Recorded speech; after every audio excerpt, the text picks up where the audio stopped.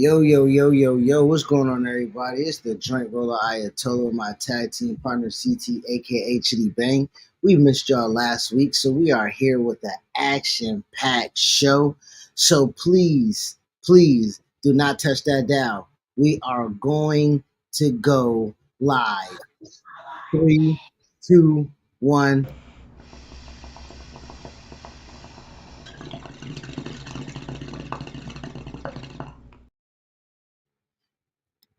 Yo, yo, yo, yo, yo. Y'all know what it is. Joint Roller Ayatollah. Tag team partner CT, aka Chitty Bang. What's going on with you, brother? What's up, guys? You are now watching the Underground of Professional Wrestling Podcast. Thank you for joining us. Definitely like, subscribe, do all that good shit, and follow us all the medias of socialness. The RW Podcast 1 is on Twitter, and we're Wrestling Podcast everywhere else. That's YouTube, Instagram, Facebook, all that good shit. Even TikTok. Yeah. Well, I'm sorry. Twitter won't allow us to stream. We gotta have a premium account on Twitter. You know what I'm saying? So They changed that? They just changed it, man. So we live right now. We live on YouTube and we live on Facebook right now. You know what I'm saying? Oh, fuck okay. it, we go on Twitch if we want to, nigga. Fuck it, we can buy a Twitch. You know what I'm saying? X, man. Always trying to look for the dollar. All right. Well, anyways, we're here. Tapping with your boys. How you been this week? Let's tap and just talk about, because we did miss last week, but how you been, brother? Man. Married with children, man. You know what I'm saying? I'm the Black Al Bunny. You know what I'm saying? My wife Peggy in there, she be killing the nigga. You know what I'm saying? But it's much love to everybody out here, man. I appreciate my family. My little niece was here over the weekend. I mean, over the past month, and she just left this past week, so it's back to like the original house. You know what I'm saying? But my kids were sick. My wife was sick. You know, Fantastic Four. I mean, Jesus. I've been Mr. Stretched out here, my nigga. Yeah, just trying to handle all that shit. You know, but me and the family's in a good space. Me and the wife was in a really good space. I went to the library, you know, for the first time and got my library card in my new county. So, you know, checked out some books. You know, I'm just getting back into the flow of things, you know. So I feel good, man. How about you, brother? Been all right. Been okay. Been busy, handling a lot. Mr. Stretch over here as well. Got a lot of things going on. But more than anything, I'm you know, as it pertains to this, what we do here, I'm excited about where we are with wrestling. I was really, you know, bummed last week we didn't get to talk because we had two incredible shows, in my opinion, two really good shows to talk about with a lot of eventful shit to talk about. One being the title of this show, Cena's Final Deposit. So we can start with that, but just get, because we can get that out the way, and then we can talk about, you know, Money in the Bank and NXT Takeover Heatwave. But then that Heatwave reminded me of a Takeover. No cap, I loved it. But yeah, let's just talk about the weeks that was in professional wrestling. But it's kind of a week because we do our shows during the week. Yes. As well. So let's talk about the week that was. Cena's Final Deposit, man. Money in the Bank. Cena came out. John Cena came out and announced his retirement. Now, if you're a hardcore fan of wrestling, you heard him mention something like this possibly before, and he did say something like this on an interview with, I think, Chris Van Vliet, about how he is trying to wrap up by the end of the year some of his you know, responsibilities on his Peacemaker, his, you know, his film side of things, and then spend the next year as a farewell tour. But it seems like this is the play now. They have officially announced it. Next year will be the final year of John Cena. So I just wanted to, you know, early, obviously, but give this guy his flowers. And this is a monumental era in wrestling that will, you know, that he held the reins of the top guy in the industry, that is coming to an end, and like officially coming to an end. And we've been in a new era for a while now, but seeing the old guard leave is a big deal. And how we gotta, it's not necessarily fill the spot, because I think that John Cena is part of the reason why we got to this spot, put it this way. So I just want to give him his flowers for holding it down when wrestling wasn't as hot all the time, and people were booing him, and we were like, "Oh, change this, go heel, do all that stuff."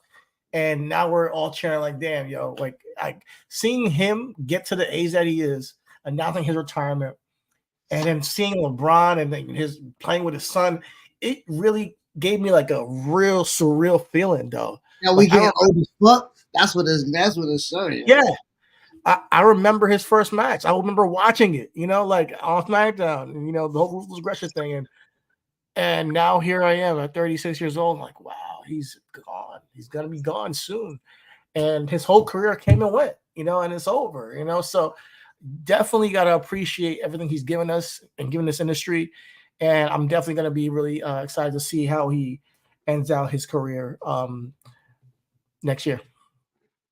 Yeah, I just also to piggyback off of what you just said, this just means Hollywood is working, baby. That just mean that a la Rocky, a la goddamn Dave Batista. You know what I'm saying? Hey, we better appreciate Roman while we still got him. You dig? Because once Roman get a taste of those Hollywood checks, bro, it ain't an amount of money that Ari and Nick can pay that boy to stay away from Hollywood. So I think that is what we also need to pay attention to, is that Cena has built himself up so much in the equity of who John Cena is that Hollywood is now clamoring to have that. And now all big time professional wrestlers who have done the impromptu, who has been in front of millions and millions of people and thousands within stadiums. When they go into that production meeting, when they go on set, they are without a shadow of a doubt probably the best on the fly learners, sponges that a director, producer, stage, and anybody can fucking can kind of encapsulate. So I think that also just proves to the fact that how powerful that WWE has elevated Cena to be. Listen, man, Bianca's gonna get there. You feel me? We already saw Mercedes Varnado, aka Sasha, FKA Sasha, I should say, being the Mandalorian, right? When you get to those levels, they come calling for you, man. So I would like to say to your point, coming and seeing Cena's career only just highlights Tom, right? Kobe, right? LeBron, right? We talking about generations, not a generation. We talking about generations. You feel me? Like if this dude been doing it for almost 20 years, 25 years, right? I'm trying to do the math. He debuted in 2004 or 3, Cena. I don't know off the top of my head. I know it's been a long time. That's 20. That's 20 years. John Cena has made his mark on professional wrestling, and here it is. He been signed with WWE since 2021. I'm 2001. Sorry, 2001. So he's been signed to them, but he didn't debut around that. That was like FCW shit. But still, like he's dedicated the last 20 years plus to the industry. Yeah, he came out.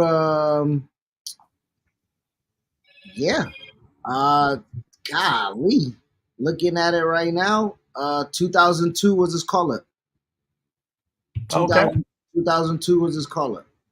So, I mean, yeah, being within the industry for that long, top heavy as big as it is, that just shows to you just how great he was. It's like you said, let's go Cena sucks. Nah, man, Cena's the man. That the Make a Wish, the everything that goes along with who he is, the Iraq trips, the Afghanistan trips, the what is it for troops? Tribute to the troops, right? He's the headline of that. Like, man, Cena's the guy. Cena's the guy, and I know we probably had our remarks. Just based off of longevity, he is on a lot of people's GOAT list and arguably one of the greatest of all time. So I wouldn't. If you can say to somebody, "Hey, I think if someone says Cena is their GOAT, greatest of all time, wrestler of all time, I literally cannot say they're wrong. Put it that way. I can debate it with my takes and all that stuff with this person or that person, but I can't just flat out say there's no argument for it. You feel me? So shout out to Cena. You're doing great, obviously, in Hollywood. Continue to do that.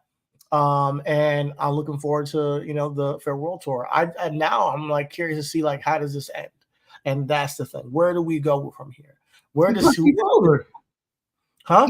He does the business correct. He does the business correct. He puts everybody over. Okay, I mean he's been doing that. Let's just be real. He's been doing that already.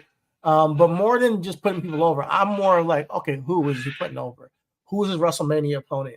And beyond, because he will be doing some dates after WrestleMania. Who's his final match? There's a couple of curiosity. Does he win the Royal Rumble? Does he not? There's a couple of things we they're still intrigued in the character John Cena that we can kind of book in this whole story very well. And to be quite honest, I'm not so sure that he has to lose his last match. He can put people over. Like I'm in a space where I've been saying that I want Braun Breaker to face a legend at WrestleMania next year. I was like, I want Braun Breaker and Brock. That would have been crazy, right? But if there's a Braun Breaker John Cena match where he puts Braun Breaker over WrestleMania, I'm all for it. And then later on down the line, him and Randy Orton have a match for his last match, whether it's on. I was just about to ask you: is it Randy or Punk? Since Punk's back home, is it Randy or Punk? Who is Cena's biggest pullover? I want them to both happen, but I want Randy to be the last match, not last WrestleMania match, last match he does. I want it to be with Randy. They came in at the same time with the whole Batista, Brock Lesnar, Shelton Benjamin era, that era, that ruthless aggression era. I think will be apropos, and I would think it'll be apropos if John Cena won. Like to be quite honest, So that's what I would want to see.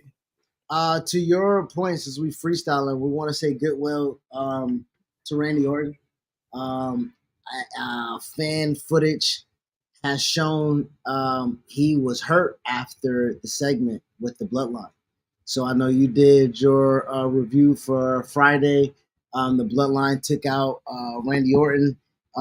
It was a fan caught video. 1 second. Okay. It was a fan caught video of Cody and the refs kind of assisting Randy trying to get to the to his feet and to the back and everything like that, and he seemed to be in some pain. So we just want to say some goodwill wishes to Randy Orton. Hopefully he can make it to that final match with John Cena. I guess I don't want to move too quick without my brethren, but I do kind of push the show along a little bit, and I know he'll catch up with me because he's my guy. Within the thing that John Cena announced that with him at Money in the Bank, and also in Money in the Bank was a ton of action. Right, we had a Money in the Bank winner and cash in same night, but a failed attempt.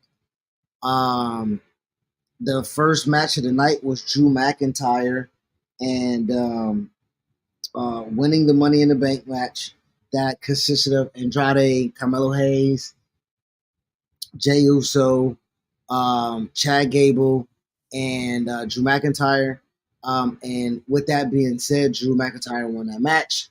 When Drew McIntyre won that match, he then, like we kind of anticipated, tried to cash in, had a failed cash in attempt with aforementioned CM Punk coming out and derailing that whole thing. Where Damian Priest, Seth Rollins had a championship match that was 1-on-1. Drew McIntyre tried to cash in, and CM Punk derailed that. Damian Priest retained his championship, but as we saw, there were so many.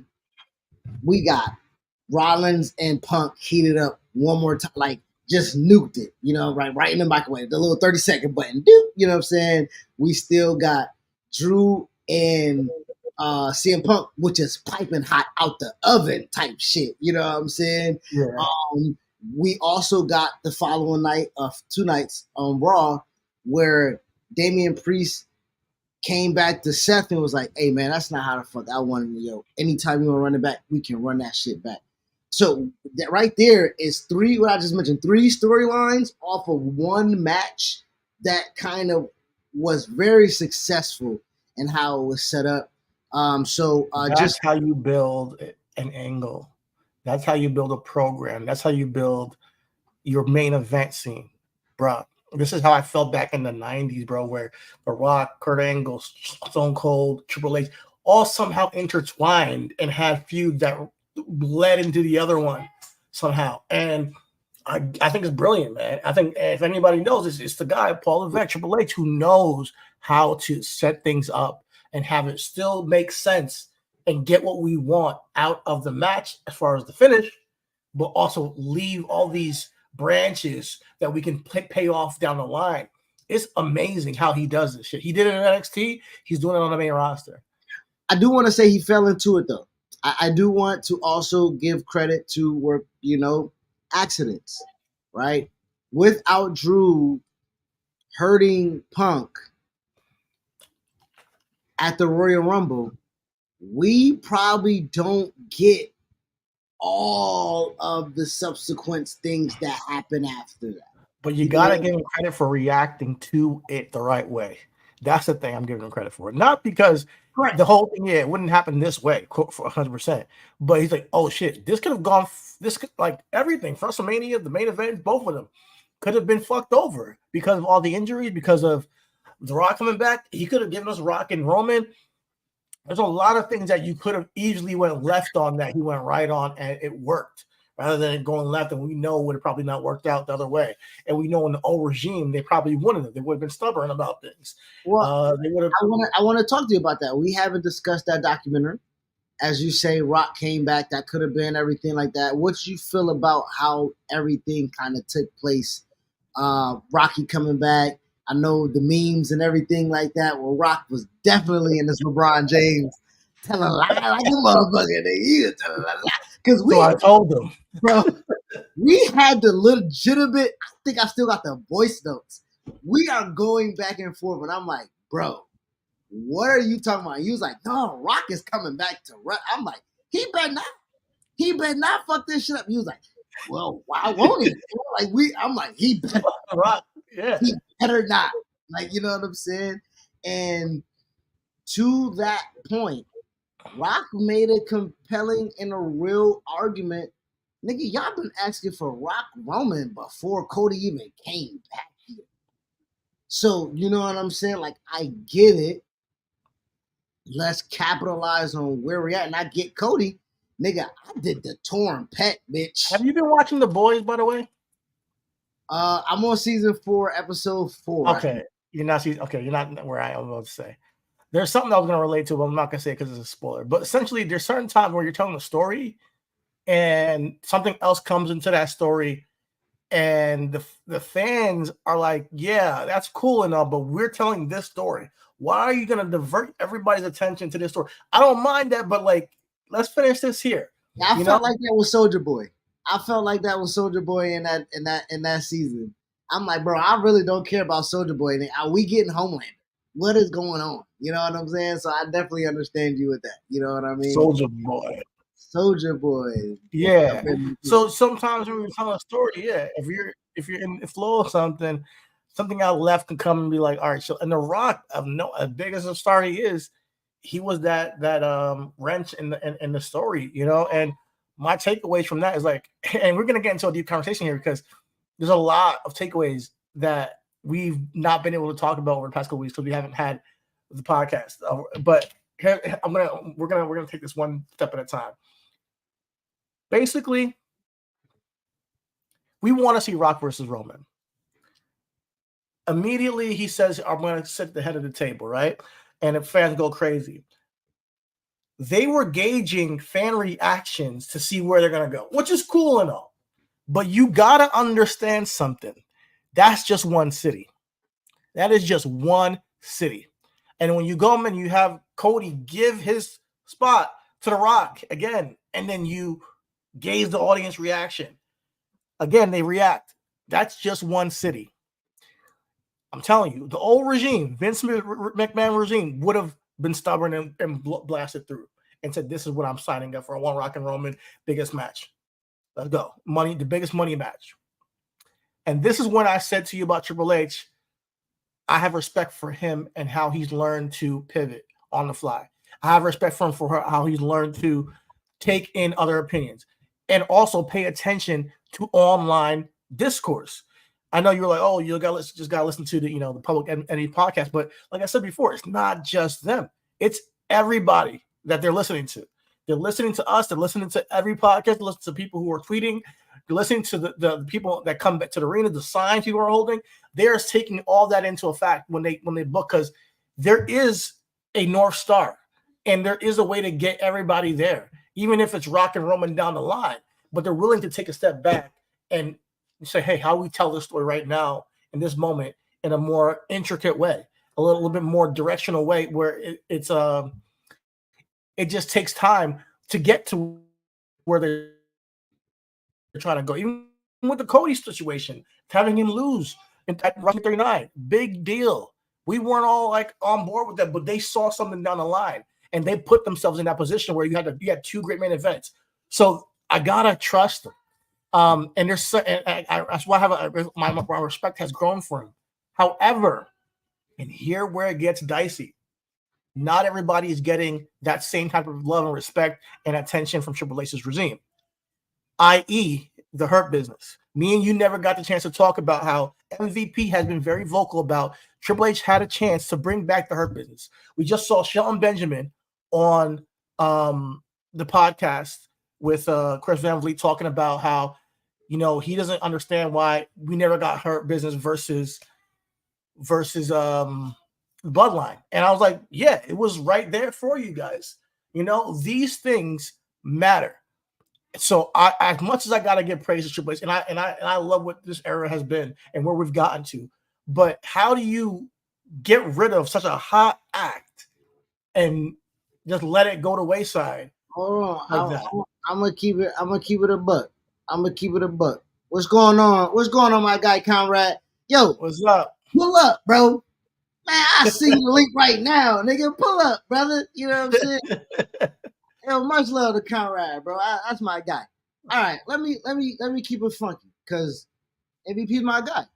You know what I'm saying? Like, if I might text the nigga right. I might text him right now. But I'll keep it a buck. The vision of I'm not gonna put it all on Paul for one. We were just talking about the old regime and everything like that. What I am going to say is this. That old regime was very much trying to get an ROI on Roman Reigns. You did. Sure. So and I appreciate you, man. Oh, man. Shit. Yo, well, we'll tap in, man. We gotta get you. We gotta get you, man. SummerSlam something, man. We gotta pull up, bro. We'll figure something out. I appreciate you stopping through, man. Much love. Much love. I would say this to you. Asked me this question. You was like, "How do you feel about Paul and the things that MVP saying about Paul and everything like that?" Once the direction of the bloodline wasn't the bloodline was the bloodline. You dig? But when Bobby dropped the title and he got drafted on the SmackDown, we asked, how is that going to work? How are we going to get Bobby after Roman? And they had it with the Hurt Business. They could have brought it back with the Street Profits.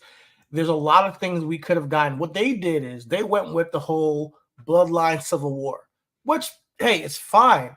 But there's Bobby Lashley right there on your roster. There's Street Profits. They're right there on your roster. to have a 6-man tag, and then lead to a SummerSlam match with Roman Reigns and Roman and Bobby Lashley, rather than a Jey Uso match, which we've already seen before. Not that we couldn't have gotten that down the line anyways, but like that's where I'm like, man, there's a lot of missed opportunity.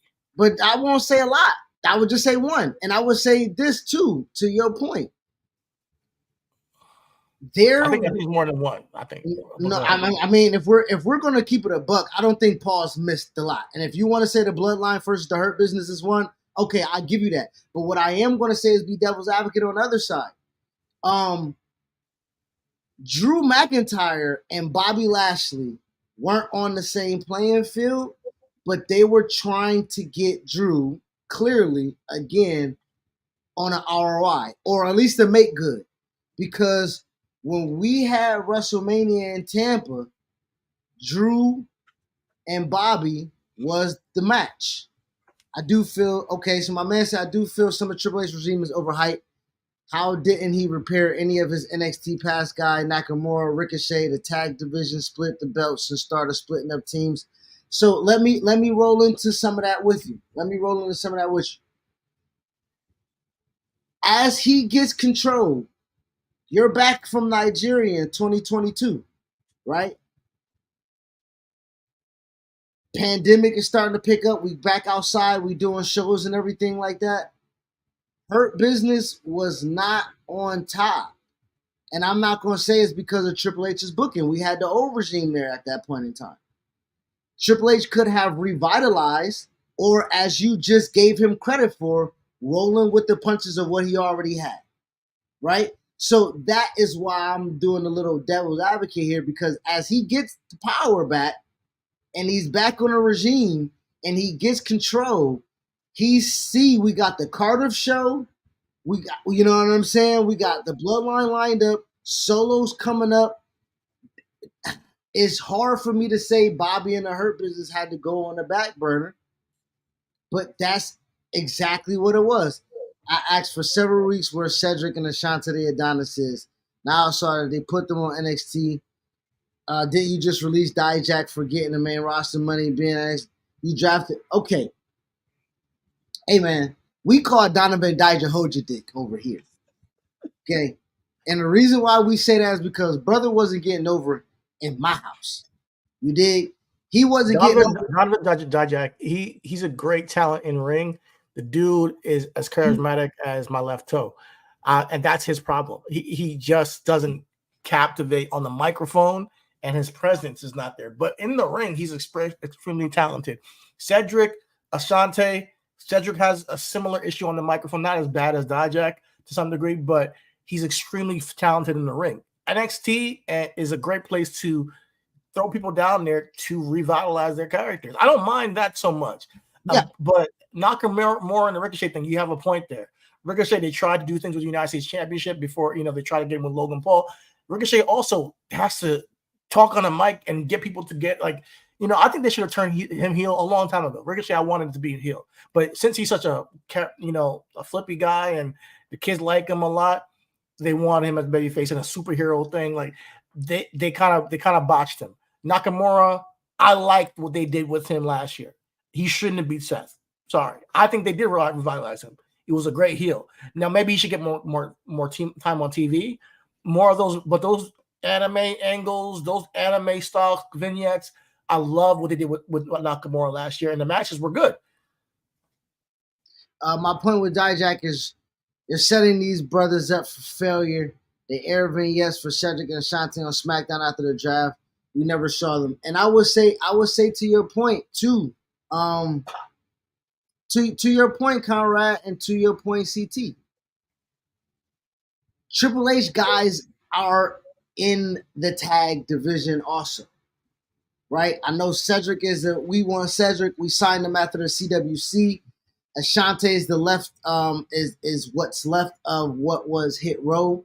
As you got B-Fab, who's not really, you know what I'm saying?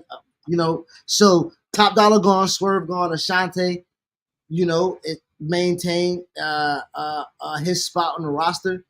But I would say to you, man, the story that they told with DIY, was I'm not gonna say I don't. That was work. That it's hard for me to say that's the sacrifice of the brothers when I'm the brother, for them to elevate other people that ain't the brothers. You dig what I'm saying? So to your point, Cody came in and automatically Bobby was to the side. When we went to Dallas, bro, when we went to Dallas for 30, what was that, 38?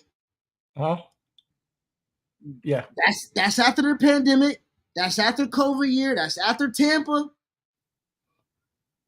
I mean, when Cody hit the ground, he hit the ground running.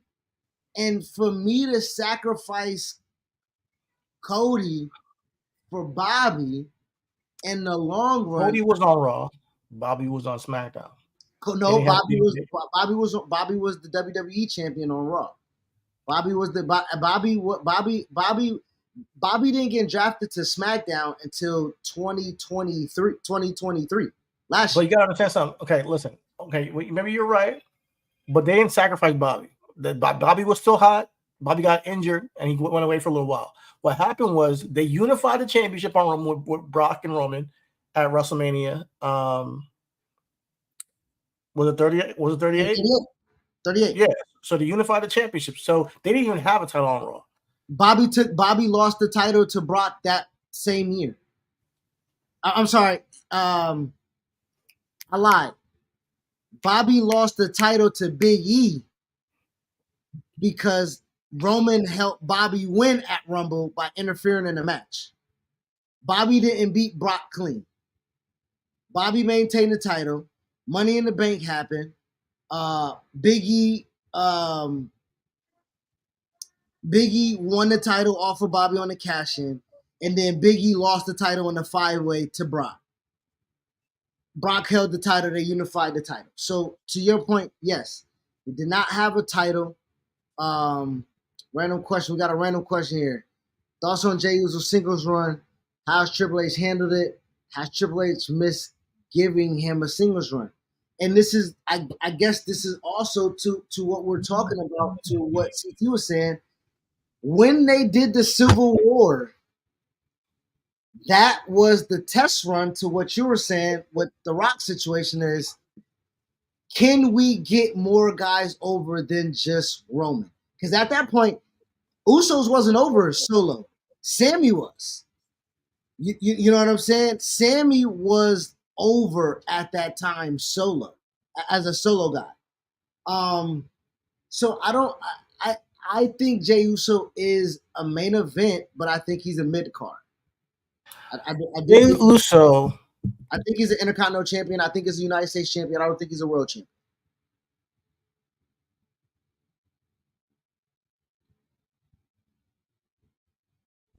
Hello, can you hear me?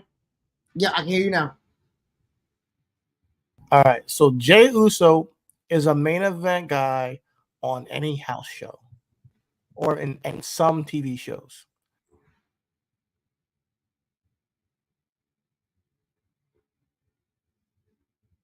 Your mic went out, brother.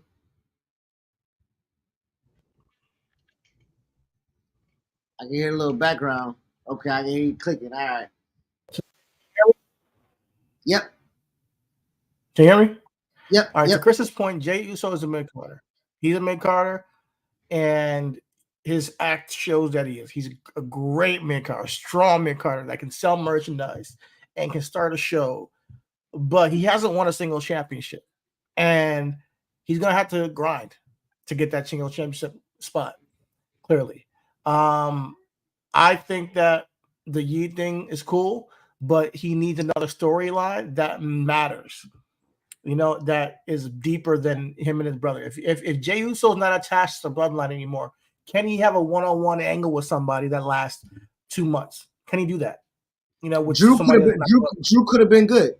Drew, when he got drafted, and that's what I was trying to. I'm sorry, and I don't mean to cut you off, but that's what I was trying to say with the Bobby situation.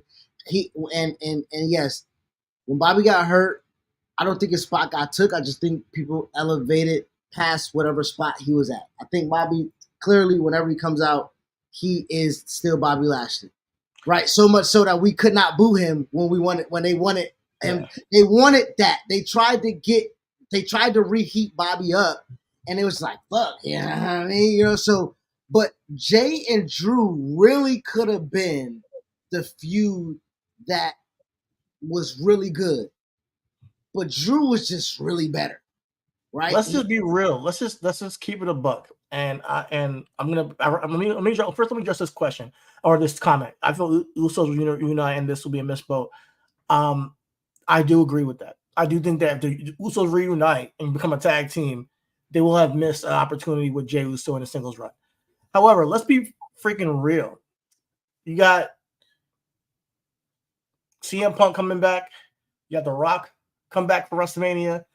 You have all these pieces. Yes, certain people getting over like LA Knight out of nowhere. Not everybody could be on top at the same time. You wanted Chad Gable as a babyface at that time. Chad Gable, yeah. All these. Not everybody can be great at the same time. So they've made people stars in this time, and I think getting people on the shelf like you're doing with Nakamura right now, even though he's not injured. Hey, just not on TV right now. When you come back, we'll heat you back up. Getting people to like AJ Styles, go work Japan. Go work Japan. Right now, you have your angle with Cody Rhodes. Go do that thing over there. We'll come back when we have something for you that matters. It's not too bad. Kevin Owens, take your time with your family. That gives other people an opportunity to showcase what they got. The roster is fucking stacked.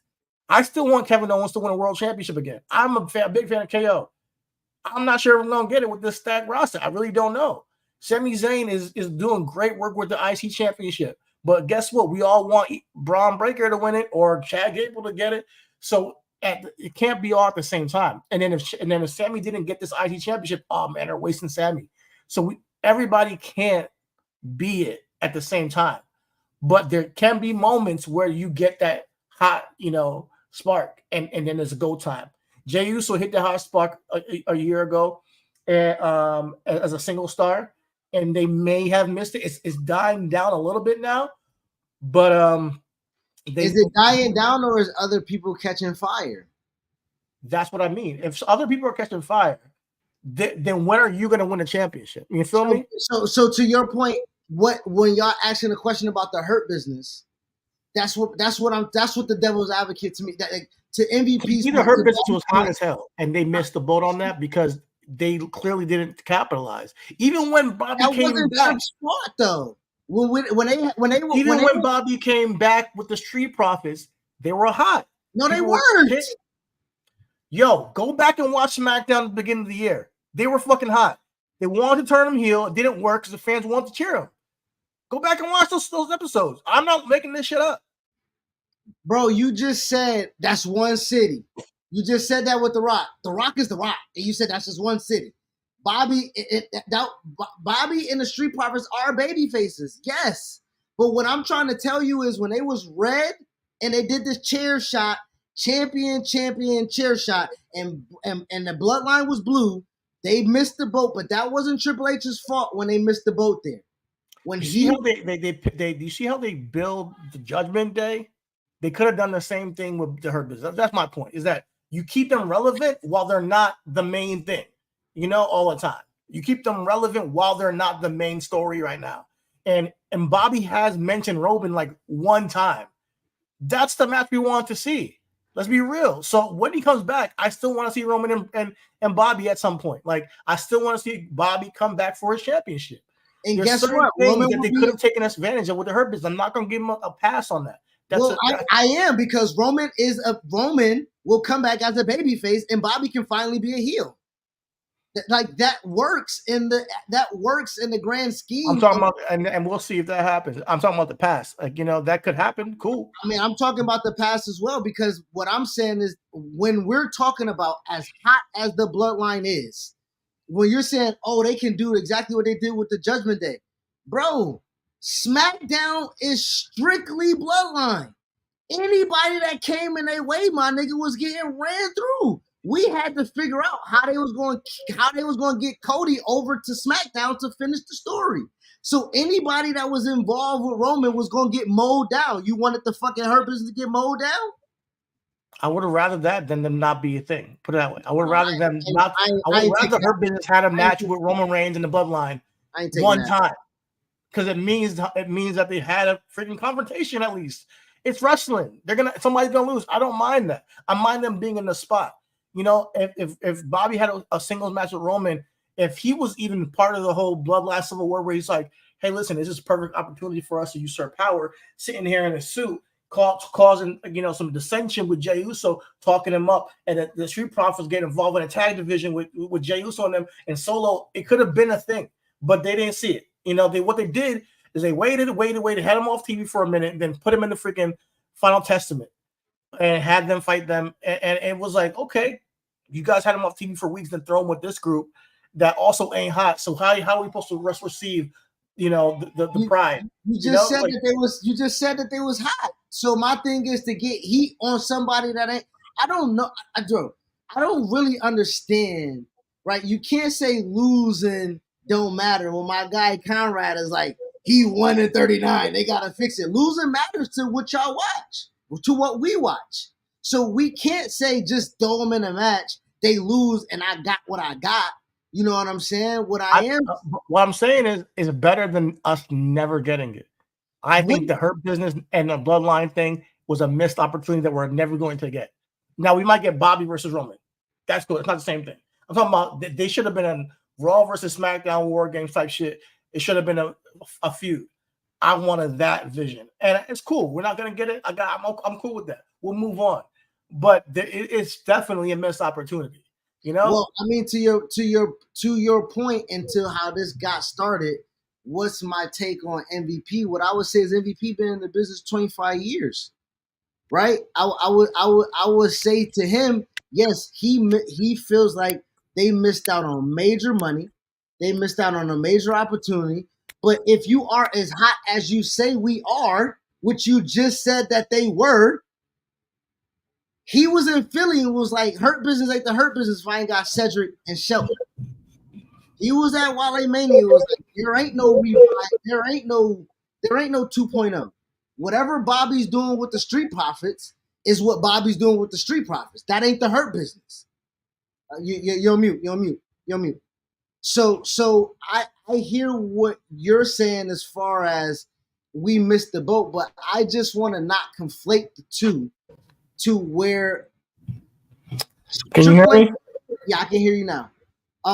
39 was Triple H's first Mania as kind of full control. We said we had to see what that was, what that build was.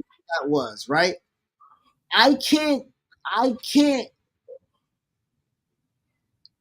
Man, it's hard for me to say that, bro. I got a fucking Big E championship. I got a Big E title. I got Bobby went over Brock, which we wanted Brock and Bobby. We got to see that one time. How we got it was not the result that we wanted, but we only got it one time. You want to run that back. That's typically how that goes. If we would have saw Bobby and Roman one time and not get the result or the finish or like the match or the chemistry was bad or whatever the case may be, we're not satisfied with that one time.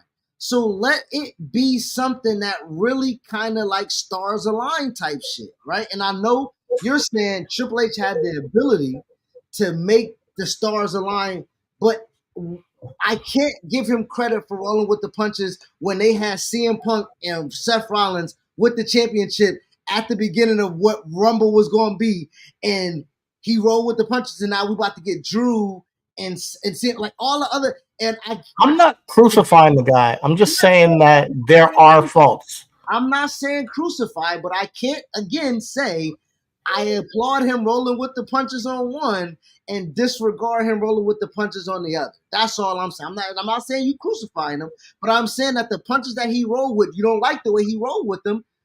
And I'm saying I'm giving him credit for how he rolled with the punches, period. I mean, yeah, and there was a lot going on. It was a lot of chaos with the shit going on with Vince and everything. I get it. A lot of shifting with the power and, what's really going down behind the scenes. Stephanie comes back. Stephanie leaves again. Like, there's a lot going on. I'm not, but I do think that sometimes people can get lost in the shuffle, and the Hurt Business as a whole did. Their breakup didn't make no sense. That's a Vince thing. Cool. The breakup initially was a Vince thing that made no goddamn sense to begin with, and then where Triple H messed up was he could have fixed that problem, and he didn't. And when it comes to black men in this regime, let's be real.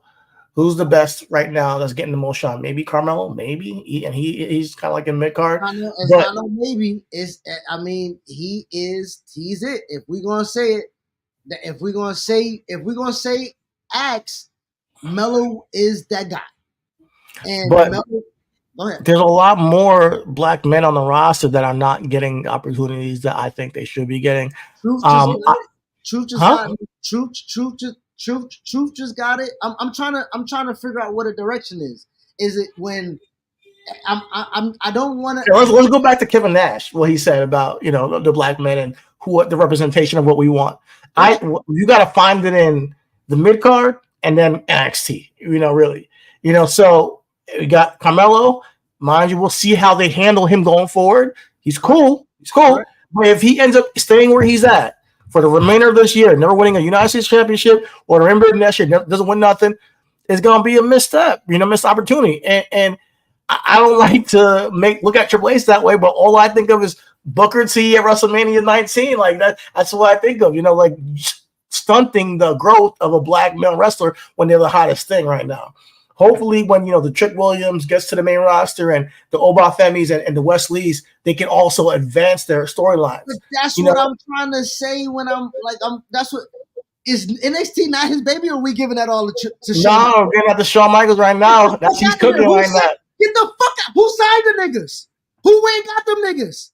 What the fuck are y'all niggas talking about? I'm not finna have y'all do Paul Levesque like that. That's my nigga. I don't give a fuck what y'all say. Nigga, he went and got Wesley. He tried to get Trey Miguel. He motherfucking brought in goddamn Carmelo Hayes, Casanova. He motherfucking when Vince had Ricochet in the dumps, nigga, what the first thing he do? He put the nigga on the bumper. What y'all niggas talking about? What y'all talking about? Don't do the nigga like that, bro. That shit was WrestleMania 19. We had WrestleMania fucking 40. That was goddamn 20 fucking years ago, my nigga. What the fuck y'all niggas doing right now? Listen, man, I'm not trying to be that guy, but right now I got hands Triple H because NXT is black. It's black, y'all. It's blacker than black. Yeah. Listen, man, they represent over there, but that's Shawn Michaels' baby over there. I gotta hand it to Shawn Michaels. What's going on right now? Who I want to say who signs off on it? Listen, I don't think Triple H signs off on what goes on at NXT. I don't. I think he's. Bro, if Shawn say I want Sexy Red, nigga, yes, I gotta pay this bitch. I gotta fucking say yes. I gotta get the security. What are you talking? I am creative of content. What the fuck are you talking about? Main roster. He's main roster.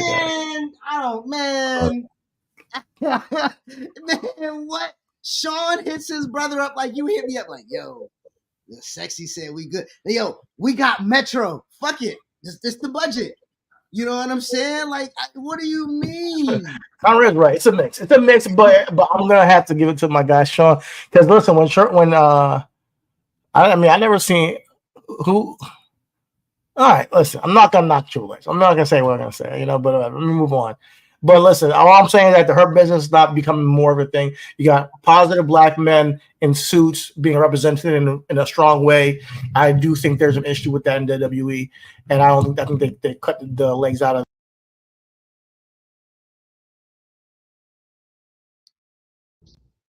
I think they cut the legs off of the Hurt. I didn't like that. Yeah, I didn't like that. No, I would say what Triple H took Dijak, who was getting title shot. They did not shoot HBK. He was getting fired. Sweet. Yeah, I would say this. What Kevin Nash said, to your point as well, to Conrad making the comments. I don't want to seem like a fucking bootlicker. Y'all know who I am. You know what I'm saying? I say nigga the most on this shit, right? So what I am gonna say to put a bow on it, like you say, there seems to be when Bobby gets hot, Bobby is running the show Bobby's the champion. Bobby and Drew held down the pandemic simultaneously. Drew seems to get the fucking vignettes and the mic time to say how, but to be real, it was a lot of Drew. Bobby came on the tail end because Bobby was in United States Championship feuds with Apollo Crews at that time during the Thunderdome. I am going to be realistic about that. Bobby got the championship off of The Miz and did not have a real strong fucking feud to elevate him. I am going to agree with you on that.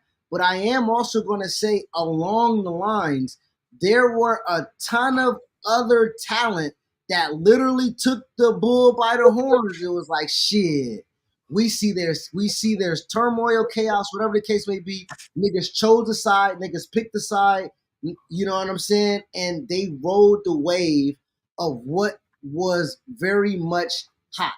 As you just said, Kevin Owens. Kevin Owens for 4 straight years got his motherfucking head beat the fuck in by the bloodline. Sammy got hot. Jay and Jimmy got hot. Drew, Seth, with the music, it was a lot of things that can kind of surpass. Nigga, let's go on the women's side. Bianca, let's not. Hey, it may not be a black man, but it's Rhea Ripley. It's all TV time. It's all TV time. Out there, that motherfucker that held it down. You know what I'm saying? Bianca was champion 420 days. You know what I'm saying? Bianca, it's undeniable that you're gonna use her. You know, I mean, I'm talking about. I mean, I respect. That's Trips though. That's Trips. Also having to give his girls. Not he loves girls, Bianca. I think he does a great job with that.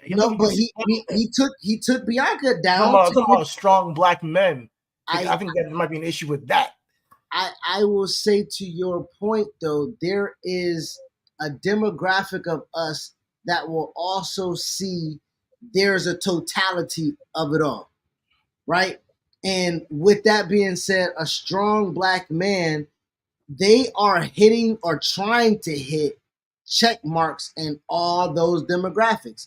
We are holding on to Bobby as Puerto Rico got Damian Priest on a goddamn pedestal right now, and niggas can't wait for him to drop the fucking title because why? He ain't cutting it for some niggas, right? So I am going to say there is a teeter-totter of the demographics that he got to hit. We got Ilya Dragunov.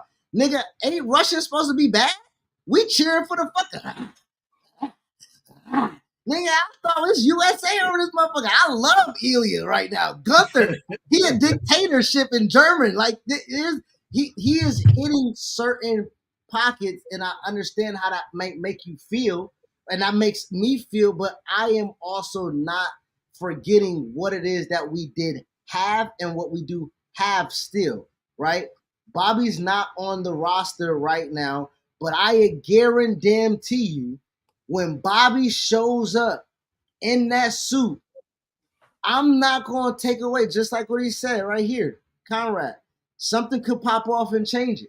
Triple H's focus is laser focused, and he's trying to switch up his long-term booking. Me and you just had a little conversation about short-term booking. You just said, give it to me one time.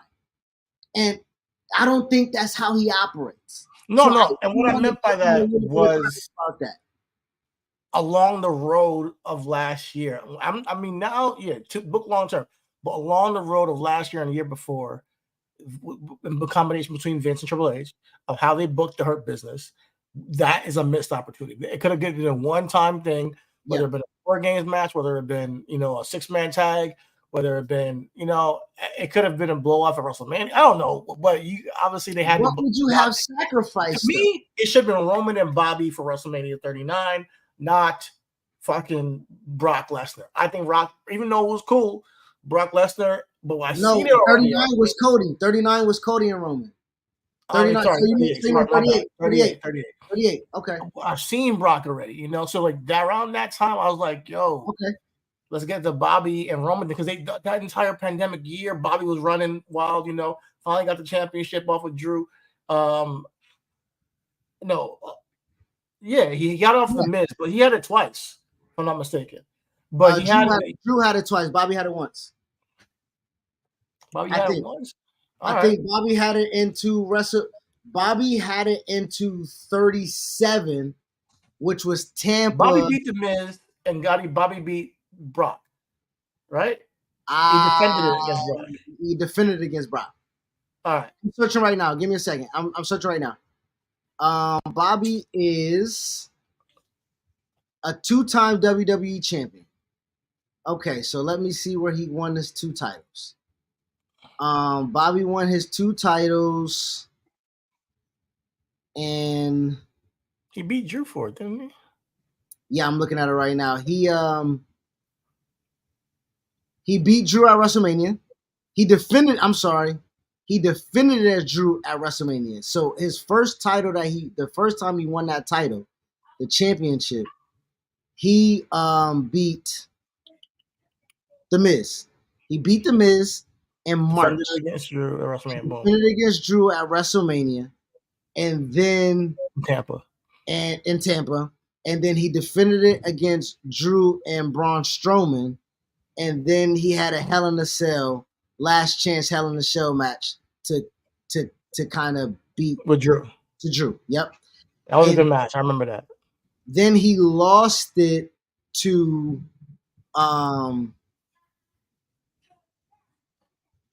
okay. Bobby beat Goldberg, and that was trash. Jesus, that was trash. I totally forgot about that. Jesus Christ, I forgot about that. He beat Randy, lost it to Big E. Okay. And that was it. That was it. I don't know where his second championship came in at. I don't know where his second championship at. Oh, okay. Yeah.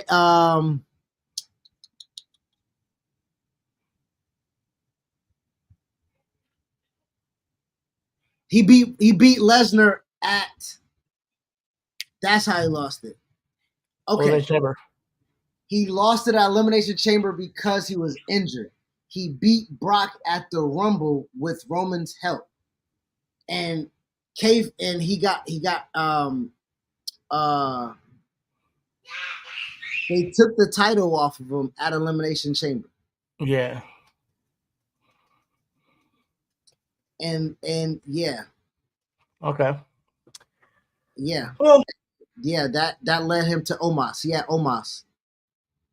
At 38, which was trash. But he came back from that. He came back from that's what I would like to ask you in combination with our conversation of Seth, CM Punk, Drew McIntyre. When Bobby comes back from injury, what would you have had sacrificed going into 38? Because as I see with this time around, when CM Punk got hurt and Seth Rollins got hurt,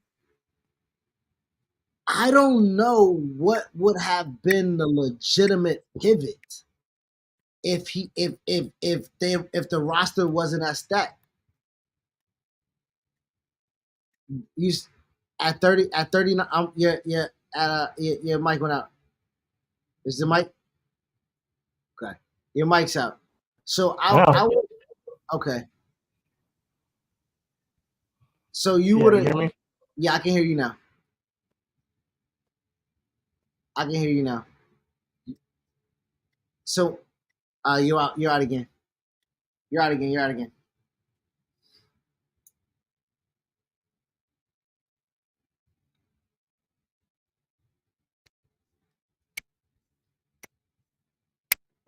Testing, testing.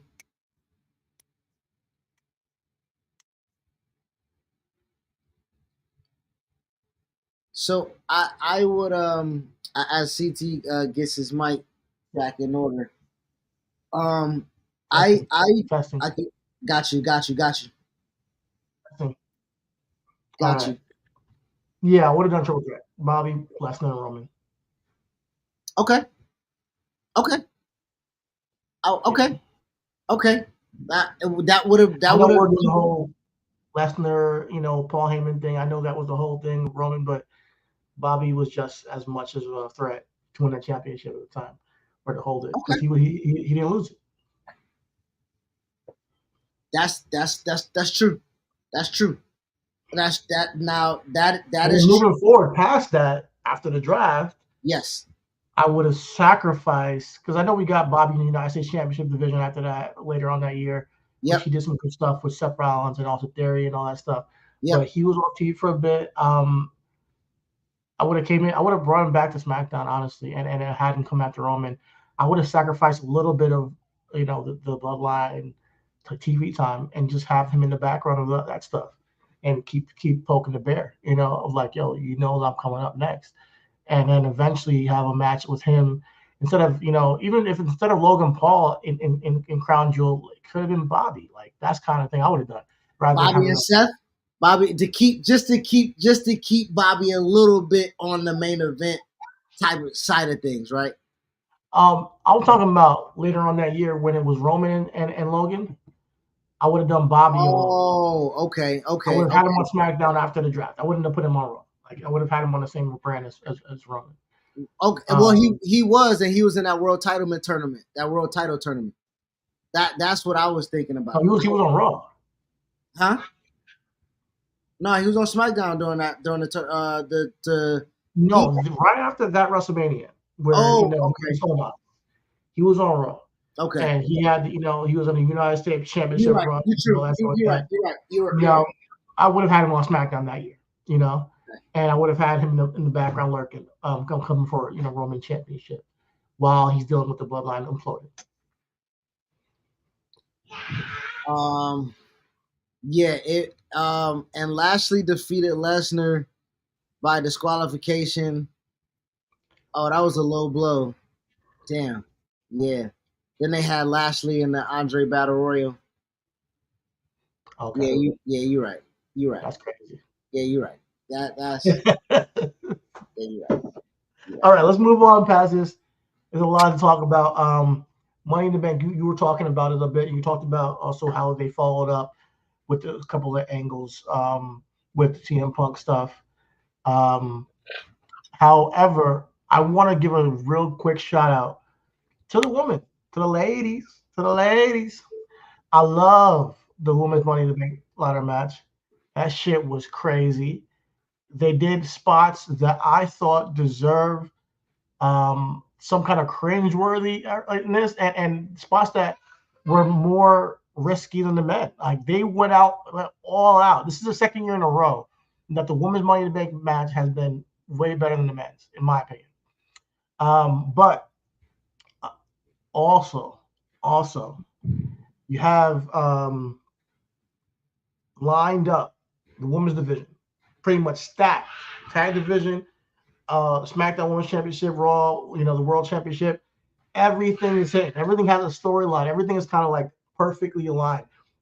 Rhea Ripley just came back on Monday night to address the whole thing going on with Liv Morgan's Revenge Tour, and we're perfectly set up for WrestleMania. I mean, for SummerSlam. You got Nia Jax, Queen of the Ring. Her and Bayley have history. Love what they're doing here. I think they have history from the NXT days. And I genuinely see that this is a great moment for both of them to show what they got in the ring. I don't know who's going to win that match.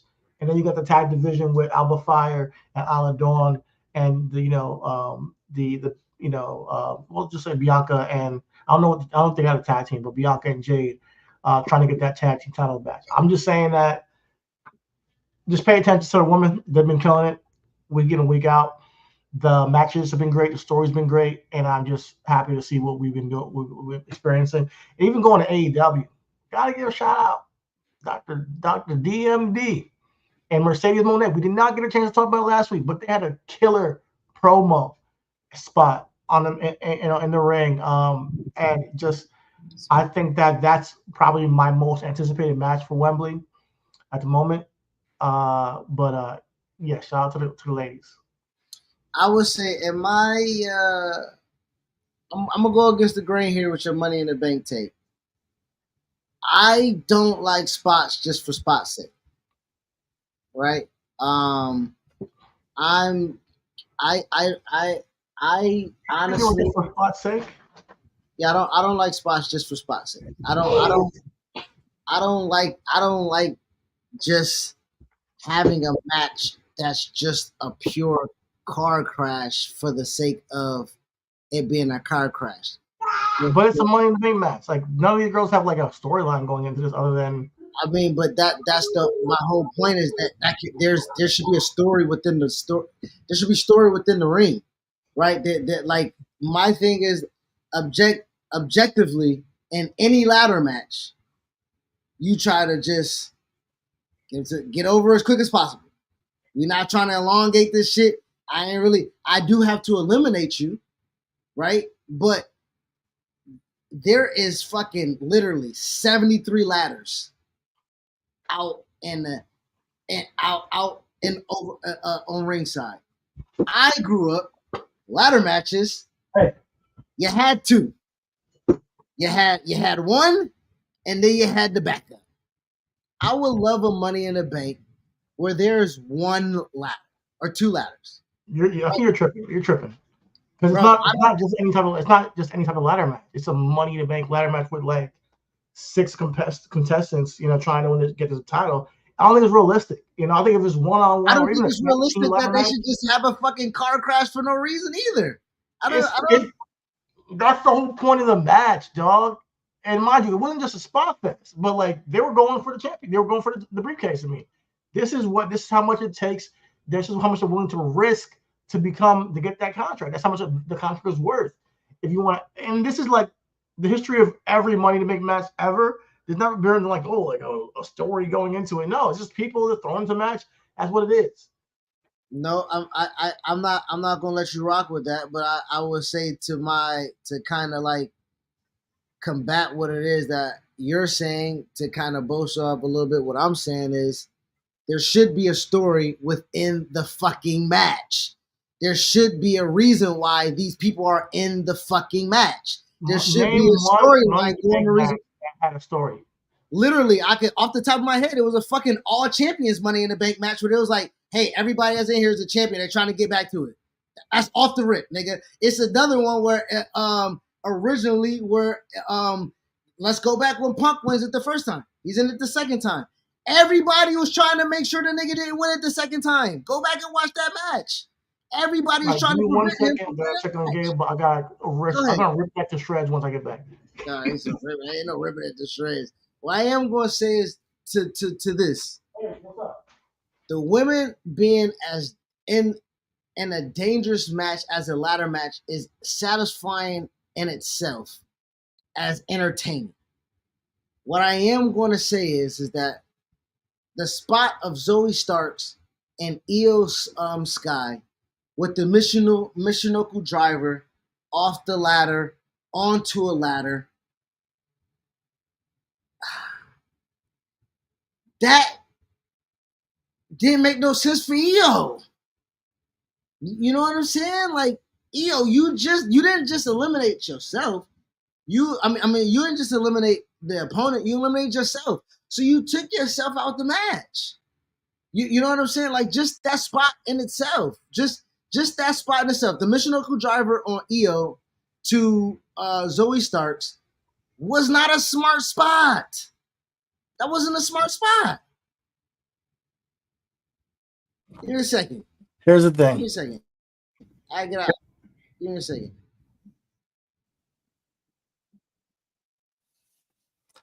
Can you guys hear me? Oh, man, now you put me up. We're frozen. All right. Hopefully y'all can hear me. Sorry, I'm watching my nephew. Just gotta check on him real quick. But here's the thing. Chris is saying is interesting. It's valid to some degree. But thank you, Connor. Appreciate it. It's valid to some degree. Like, there's spots that take people out of the matches, and it happens.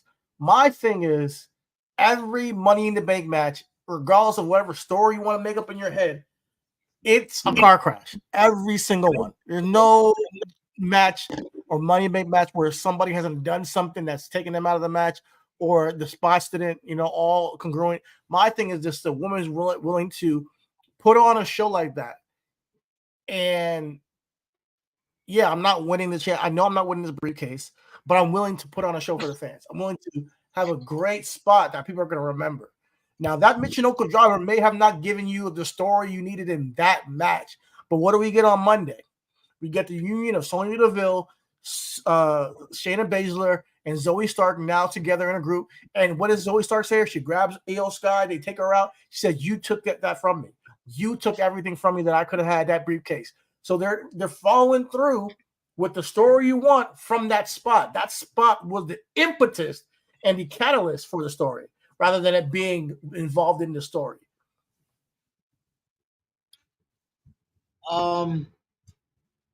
You know how things go around here. I'm in this hot ass dungeon, so give me a second. Y'all know my shit be Take your running. time. My shit be running crazy out here. So what I am going to say in response to that, as I'm in the goddamn multiverse, as I'm in the multiverse right now, as I'm going to respond to that.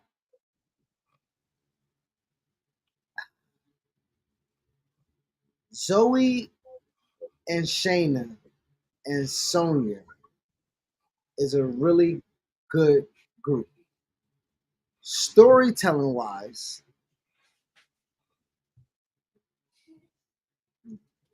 Sonya has been kind of getting Zoe and Shayna to see the error in their ways of how they just gotta no nonsense, no whatever the case may be, take things over. Y'all the baddest bitches on the roster. Can't nobody fuck with y'all shit like that.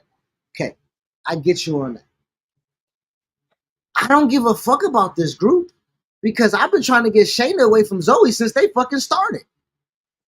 So what I'm trying to tell you is that they're prolonging and launching a storyline of a fucking story that I don't give two shits about.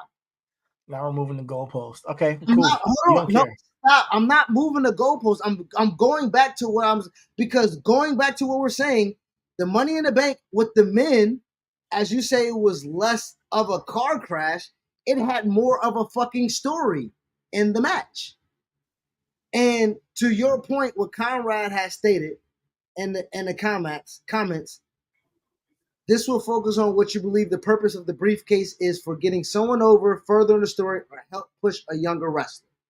Okay? That has always been the story for me for Money in the Bank. For me, it was CM Punk, Jack Swagger, can Shelton Benjamin win it? Fucking for a long time, the story was Chris Jericho, the creator of the match, had never won the match before. There are stories and layers within the match that can go within the match without everybody killing them fucking selves because we trying to go back to the glory days of when fucking Jeff did it fucking 20 years ago. Listen, I'm not trying man. to hear I shit, like the bro. match. If you disagree, you disagree. You can agree to disagree. I loved it. That was my favorite match of the night. I thought the girls killed it. I thought it made sense. The spots made sense to me. The spots were creative in this day and age. You know what Naomi did with the splits. Love that. And they went all out. I gotta hand it to them. And I'm I'm not prettier, all taking that credit. stuff. I'm not taking credit away from the match. I'm taking credit away from the psychology of the fucking match. Can I do that? Can I do No, that? no, not while I'm giving it praise. You can't Fuck do it out of right here, now. man. Fuck out of here. I'm doing that. Nah, nah, I like the match. The psychology of the match was not there. Oh Like my God, a Money in the Bank match. Wow, no psychology. What oh, a thought. but that goes back to my larger point, my nigga. I'm not gonna nitpick a Money in the Bank match. I feel you on that. I get it. For you, maybe it's an important thing. Me, psychology is a lot less because these are not guys going into it with a story against each other. The briefcase is the story. That's all you need. You win this contract. You have a contract for the next year to cash in whenever you want. That's the but story to me. I can't ride with you when you say, "Oh, tournament matches. Oh, these matches need to have stakes." Things and That is a stake. That's why there's a car crash for it because it's a huge opportunity.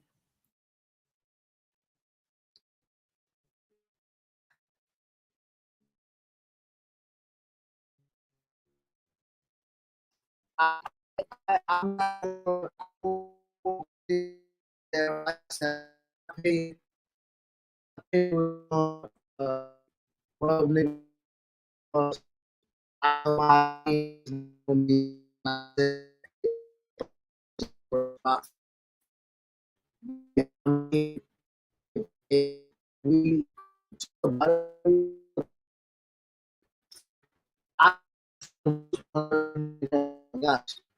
uh,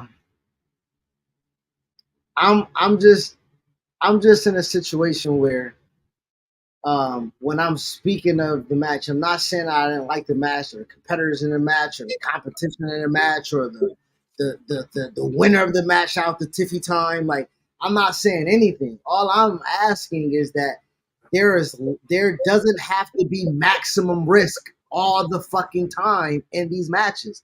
There can be a little bit less of risk taking in these matches. That's all I'm asking for. All I'm saying is that these women also have not, listen, they're not the goddamn bulkiest of the bulk. You dig what I'm saying? You got 130-pound knock. I don't know no women's weight. 12, 15-foot ladders going to the table. I'm down for equality, my nigga.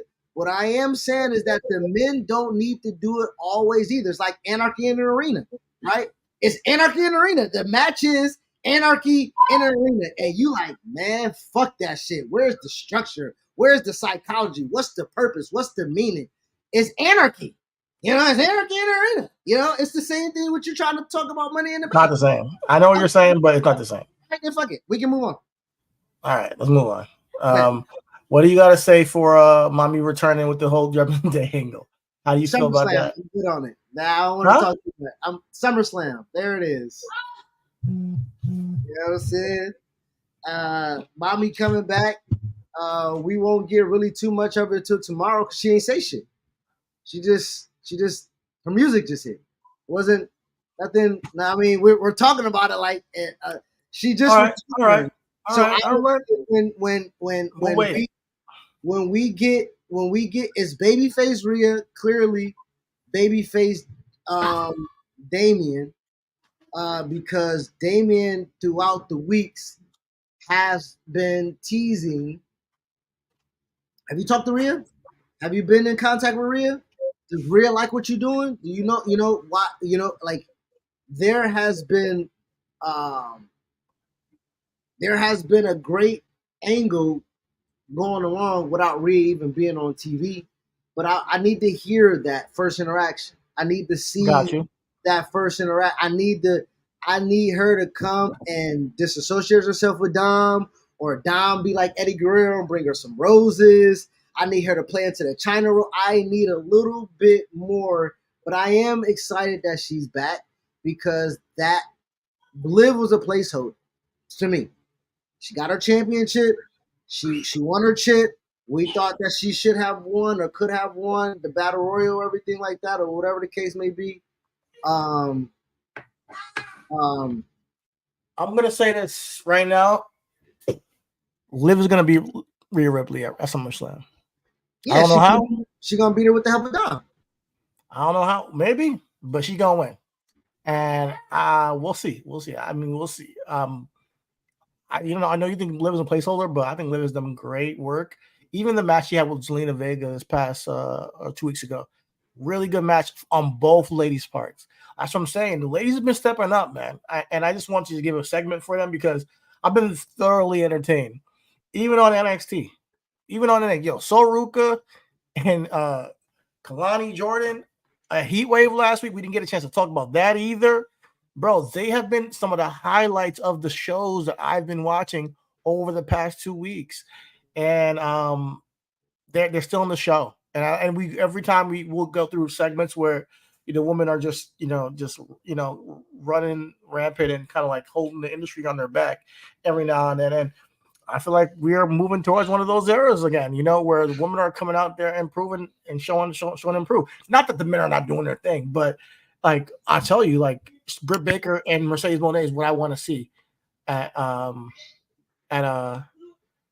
at exactly. Dynamite was fire too. Britt Baker and Mercedes Moné is what I'm trying to what I want to see the most at Wembley. So like I like what they're doing with the on her women's tournament too. Mariah May and Toni Storm, the angle with that is keeping shit hot. Although I wish Willow won. Don't get it twisted. I love me some Willow. Shout out to Willow. She won a CMLL championship. But that Toni Storm and Mariah May thing, That's what I'm I saying. get it. The sacrifice of Willow, unfortunately, it feel like I gotta shout out to hey Dr. Umar. I am not snow bunny hopping. Okay, believe me, I'm not snow bunny. I love me a chocolate. You know what I'm saying? But the story of what it is that was telling about Mariah May. You don't have to say it. You have a black wife. We know. No, fuck that, because I've been caping up for a lot of white people on this show, brother. I gotta make sure niggas understand. You know what I'm saying? Niggas. I'm like MVP, Triple H ain't the fault. I gotta text this nigga like, yo, don't listen to that. Matter of fact, I'm about to recycle that Throwback Thursday when we interviewed the nigga just to get the, what I'm saying? We just potted. No, but I would say Mariah May and Toni Storm, to your dismay a little bit when we was conversing 2 weeks ago, it had to be Willow because Willow was homegrown. Willow was there. But the turn of Mariah May, the heel turn, the switch, or whatever it is that we want to call it, it connected. It resonated. It was. Can't deny it didn't. It did. It was, and that's what. And unfortunately, that's what I'm saying. Like Bobby's sacrifice was the continuous build of Bobby's sacrifice was the continuous build of Roman. Willow's sacrifice was the continuous build of Mariah May. Neither of which we motherfucking cared about in the time, but over time, it ended up being what it is that works. I am going to say this. We're comparing Mariah May to Roman Reigns. Fuck out of here with that. No, I'm comparing fucking Bobby to Willow if you fucking listening, but clearly you're not. So you also said sacrifice for who? Roman and Mariah May. Listen to me. I hear you. I can hear you on the Roman thing. On the Mariah May thing, I'm making a joke though. You can say what you want to say, and see how you want to see it. But more than anything, to me, I'm glad that it was Mariah May turning and not Tony turning. So I'll say that. Like I'm glad it benefits the story more. Again, it takes the steam out of, again, to what it is that we talking about. It takes the steam out a little bit more when I am comparing what I'm comparing to, because when we don't get Bobby and Roman, as you said,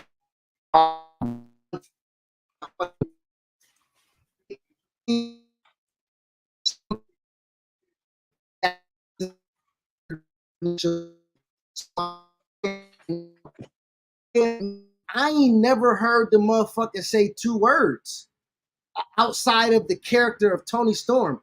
If I can get a real character build of Mariah May, who she is, based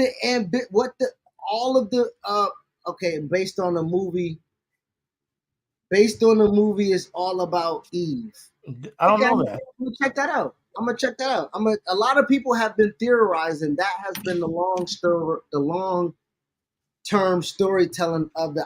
I've had, matter of fact, I have it on our Twitter, if I'm not mistaken. If I favored it or not. Someone created a whole thread about how this was taking little pieces of the story of that movie. And I wanted to bring that to the show last week, but like you stated, we didn't have the show, so I had to sit on it. But there is, I have seen that theorized a lot, and to Conrad saying it's actually dope, I'll take his word on it, and I'll go back and look at the takes on it. But to what the theory was, Mariah is Eve essentially, and she had plotted on this woman's life.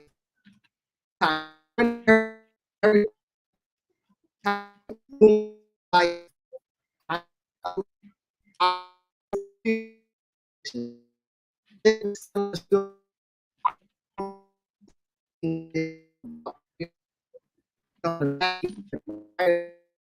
You're breaking up, I think.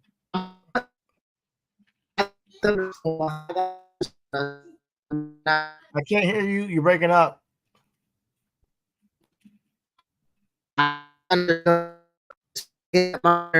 Now,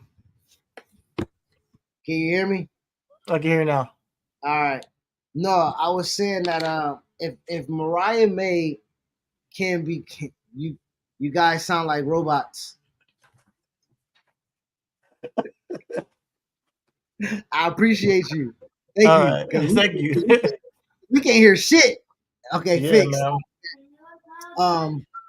What I am gonna say, if Mariah May can end up being which you say, she's not Brit, she's not Mercedes, but if she can become one of the biggest heels on that roster on the female side of things, I think Willow can come and conquer that bitch, and that will be all as well. All is well. All is well. If Willow can conquer big bad Mariah May, who bloodied up Tony Storm, is now the big bad wolf of the division, and Willow ain't scared of nobody, and she can come into, I'll rock with it. I'll rock with it. And I agree with you that it's not what I wanted either. It's not what I wanted either. But the end result of what we got with her bloodying up Tony Storm at the end of that match, at the end of that show, and that being the lasting image, I can't wait for Wednesday. I can't wait. It'd be cool. I mean, it'd be cool. I don't know the movie. It's All About Eve, so it doesn't resonate with me either way. And I think a lot of the times with AEW and their storytelling, it's like, hey guys, I gotta explain it to you so you understand. And I don't mind that because I don't mind, like, delving into other art forms and to really understand what's going on in wrestling. It's a film noir too. It's black and white.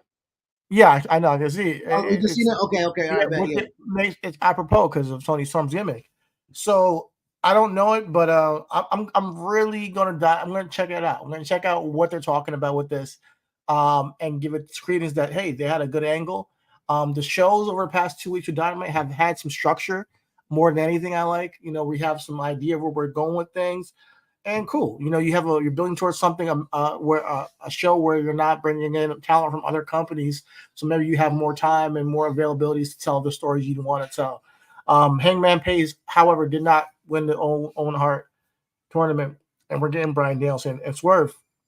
I'm cool with that. I love Bryan Danielson, so I'm cool with that. If he has one more championship, opportunity because he's been losing every single one ever since he's been around, and maybe he leaves on a high note, that would be cool. Or if Swerve defeats him and sends him on his way packing, that's cool as well. But more than anything, that match is going to be fire. So we got Mariah May, Tony Storm, AEW Women's Championship, Swerve Strickland, Bryan Danielson, AEW Championship in Wembley. If you were to tell me a couple months ago that was the match is coming up, I probably would be like, okay, cool. If they can tell the stories, I'm there. So I'm not It's gonna. It's the same as All In last year, bro. Because you ain't gonna. I don't know if you. I think you'll watch this year because it's Mercedes and Britt. But this is the same as last year. Like, you're not excited. You don't have to put on the front. I know you're not. You don't have to put on the front. You know what I'm saying? Like, it's not the same as last year. Last year I was actually upset. I was upset. I wasn't gonna lie. I was upset. I was like, yo, this is trash, bro. Like, what they're doing with this AEW World Championship with two of my favorite wrestlers is an abomination. Like, I couldn't stand that shit. I like Adam Cole. I love MJF. I couldn't stand that whole angle. It was I didn't like it at all. I am shout out to Conrad while he's on the show. I do want to say I appreciate you, man. Because we got a mutual with Montezzi. Montezzi hooked us up. And I was at Montezzi's album release / birthday party late last month.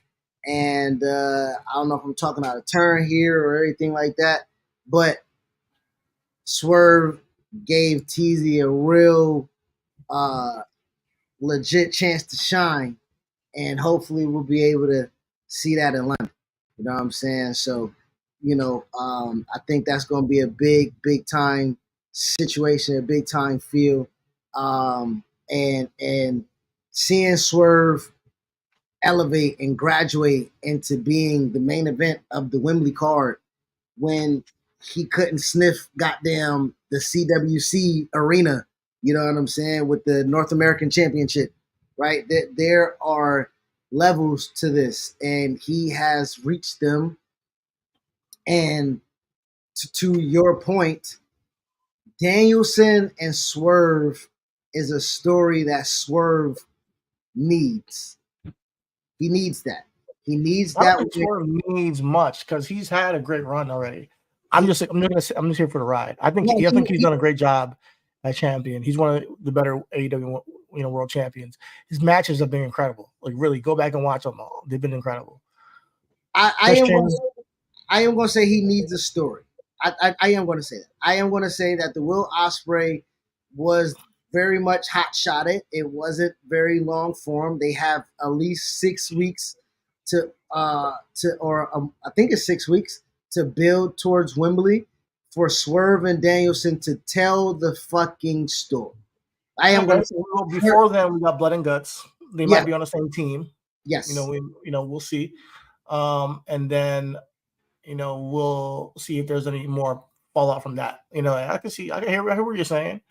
Yeah, Swerve he's been adamant. He's been adamant that he needs that Danielson win. That's the reason why I'm saying I'm only going off of him interview, us speaking it. He's that loss to Danielson. He wants that, and I believe that him as champion beating Danielson does put that's a big notch. You know what I'm saying? Like it goes from your belt going like this to you can put that motherfucker all the way over. You know what I'm saying? Like that's a big notch in your belt. You know what I'm saying? So I do. But my thing is, if he beats Bryan Danielson, man, Bryan Danielson went out like a bitch his last year. I'm just being real. Like, if you really think about it, he has not. This is his last year. This is last year of wrestling. Do this solo. I ain't feel Danielson. You hearing this? This ain't even me. Listen, I agree with you 100%, Conrad. Swerve has earned this. He's putting the hard work. He's done it all, and he's elevated his stock, and his character is fully fleshed out. So he deserves this moment in one of the biggest arenas. I'm so happy and it seems like he's matured a lot, as champion. So I love what he's been doing. But the way they've handled Bryan Danielson, you can go back, you can go away again if you want. I don't want to be disrespectful, but the way they've handled Bryan Danielson has been crazy to me.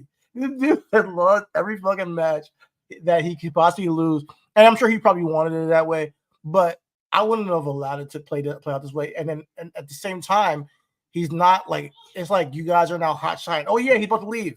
Like after all the entire year, he hasn't been done shit. Like he's losing, Anarchy Arena, all caught up in the BCC elite bullshit, and it hasn't been a focal point. Kind of like Sting, they did better because it was a focal point for a while of he will be leaving at this day, the last match, and we built up to it. This feels like they've kind of like under the radar ignored or avoided the Bryan Danielson, him leaving the company or retiring, in wrestling until now, all of a sudden, So, and if he loses, he went out like a little bitch. I'm sorry. What I understand though, it's not him retiring from wrestling; it's him retiring full-time wrestling. So what? Really? That's what I'm understanding. When he did the promo at the winning the Owen Hart, I believe that's the verbiage that he used, where he's not necessarily retiring from wrestling, he's just retiring from a full schedule, like a full-time schedule. Like he's not going to be on the road. Maybe I'm wrong. I mean, okay, then it's different. If that's the case, then I'm completely wrong. Ignore everything I said. To your point, though, AEW has been doing a lot of just course correcting. MJF's heel turned on Danny Garcia. Danny Garcia lost to okay. Yep, just a full-time schedule. Okay. Shout out to you, Kyle. Okay, Appreciate you. thank you. Daniel Garcia got taken out by MJF. MJF says that he's going to take everybody that the crowd loves. So his next stop is at Will Ospreay. Ospreay and MJF.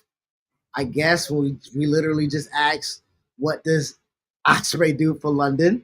And clearly, it's be with the biggest star in the fucking company. So there we have it. Looks like it's going to be Ospreay and MJF. But before we get that,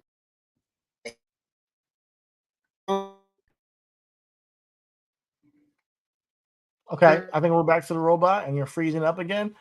Conrad, can you hear me? Yep. You can hear me?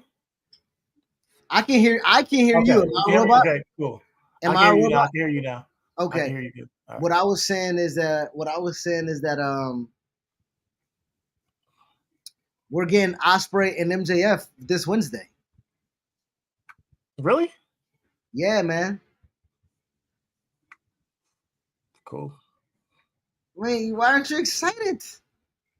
I thought that was going to be safe for Wembley. I thought that's what we're building towards. I thought that was the whole. Okay, forget it.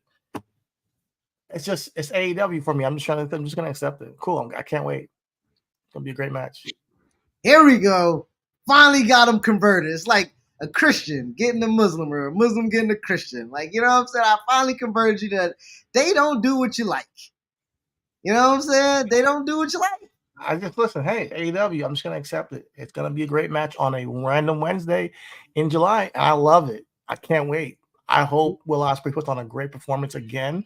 He just said it. TK need that media rights bag, baby. Absolutely. Warner Brothers and Discovery lost the NBA. So they gotta spend that money somewhere. I know niggas is tired of watching Charmed and Black Panther. You know what I'm saying? Like, yo, man. All right, cool. Man, I'm not gonna be mad at it. Cool. Ospreay kicking ass again on the TV. Bro, it's gonna be a non-finish. We already know what it's gonna be. I think MJF is gonna bloody him up. I think he's gonna put him out for a couple weeks. Ospreay's gonna come back on fire, and that's how we set up the match. I believe that's how it's gonna be. Diamond ring action a lot on Wembley. And then what happens with Daniel Garcia? Does he face MJF at Wembley? Maybe. No, MJF went out on the goddamn. I mean, Daniel Garcia went out on the damn gurney. What he need to do is take some time. He need to. So he's gonna miss Wembley. Okay, I don't know. You just said everybody can't be hot at the same time. I'm just asking what you want and what do you want to see. You want Garcia ain't even Jey Uso to me. Okay. He ain't even. I love the guy, Buffalo Kid. But Buffalo Kids. Hey, nigga, Keon Coleman ain't goddamn Stephon Diggs either, nigga. Let's keep it a fuck. Okay. Now that we're telling the truth, I don't know what we're talking about here. Nigga, I love Keon Coleman and shopping at Macy's ass, but he ain't Stephon. Let's tell the truth. Fuck it. Yeah, let's go. So hey, listen, I love it. I will sacrifice Garcia, and maybe Garcia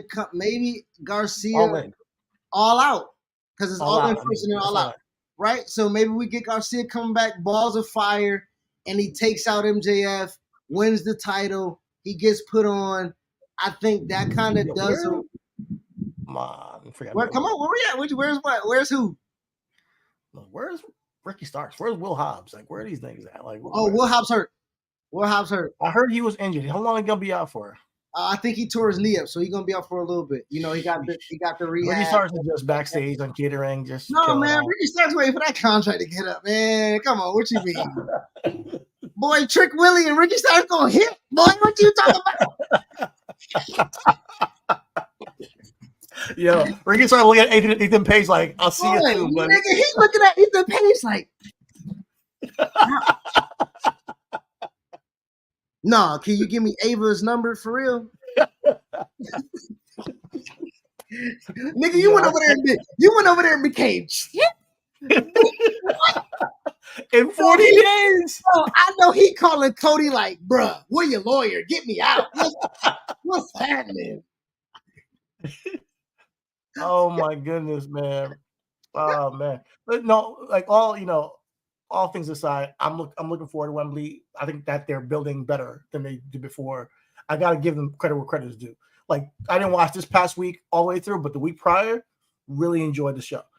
And yeah, so they're but two bloody angles back to back at the end of the show. It did seem kind of weird to me. I'm not gonna lie, but hey, it is AEW, so I just gotta accept it. I mean, I can't say, I won't say it like that. When I grew up on ECW and every match was, again, like we say, a car crash and a blood fest and a spot fest and everything like that. And when you're combining yourself as indie, all world, all styles, alternative, they give off the vibe of, yeah, we're more. It seems cheap to me. It seems cheap. Like it went ECW. It felt organic. This feels forced. Like, all right, we're going to have this bloody angle. Like the whole Daniel Garcia. No, Garcia and MJF. I'll give you that. I didn't. That kind of felt forced, and then the Mariah May one happening right after it is like, all right, you just did this. It just was timing wise. I felt like a little off, but hey, it worked for people. I get you on that. I can totally understand you on that point. And not even that, nigga. Didn't Adam Page bleed on the show too in the match? You know what I'm saying? Like it was. Oh, yeah. I mean, it was Shark Week. I don't know what the fuck. I don't know. Yeah. Well, okay. Who's 2025 Cena, Rock, etc.? What do you mean by that? Who's that? Is that Ricky Starks and Ethan Page? I'm not sure. Yeah. All right. What's happening? What up, man? How you doing, man? All right. What are you watching? Oh, WWE on them too. Oh, WWE on them too with the PR slander. Yeah, I mean, public relations is public relations. You know what I mean? But I will say this, that WWE has done a complete turn on that monopolizing of wrestling situation, right? Oh, y'all really thought that we wanted to monopolize? Nah, we can send people to Japan. Nah, my homie over there in England right now. We got a chick in Mexico we just signed, brother. We fuck with everybody. They take that forbidden. They took that forbidden door and was like, no, we'll create a house with it. You know what I'm saying? We'll create a house with it.